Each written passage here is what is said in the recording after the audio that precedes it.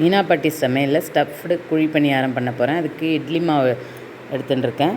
அதோட உருளைக்கிழங்கை வேக வச்சு வெங்காயம்லாம் சேர்த்து ஒரு ஸ்டஃபிங் பண்ணி வச்சுட்டுருக்கேன். இப்போ குழி பணியாரக்கல்லில் எண்ணெய் விட்டுண்டு முதல்ல ஒரு ஸ்பூன் மாவை விட்டுக்கணும்.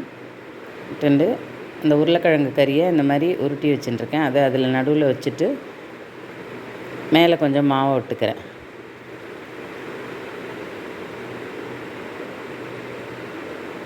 இந்த மாதிரி எல்லாம் விட்டுட்டு மேலே ஒரு ஸ்பூன் மாவை இந்த மாதிரி விட்டுக்கணும்.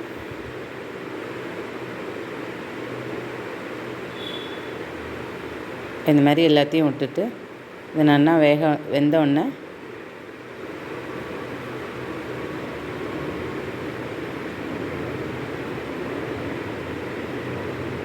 இது நல்லா வெந்துடுத்து ஒரு பக்கம். இப்போ திருப்பிக்கிறேன். இந்த கம்பியை வச்சு திருப்பிக்கிறேன். அதை இப்போ அடிப்பக்கம் நல்லா பொன்னிறமாக வெந்துடுது. இப்போ இந்த பக்கத்தையும் நல்லா வேக விட்டு எடுக்கணும். அடுப்பை நிதானமாக வச்சுக்கணும். மேலே கொஞ்சம் எண்ணெய் விட்டுக்கிறேன். இப்போ இந்த மாதிரி சூப்பரான குழிப்பணியாரம் ரெடி ஆயிடுது. இப்போ அந்த மாதிரி போட வரல அப்படின்னா மாவில் அந்த உருண்டையை போட்டுட்டு இந்த மாதிரி எடுத்து இந்த குழிப்பணியாரக்கல் இதில் அப்படியே போடலாம். அந்த மெத்தட்லேயும் பண்ணலாம்.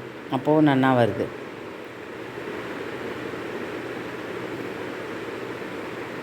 இப்போ இந்த மாதிரி சூப்பரான குழிப்பணியாரம் ஸ்டஃப்டு குழிப்பணியாரம் ரெடி.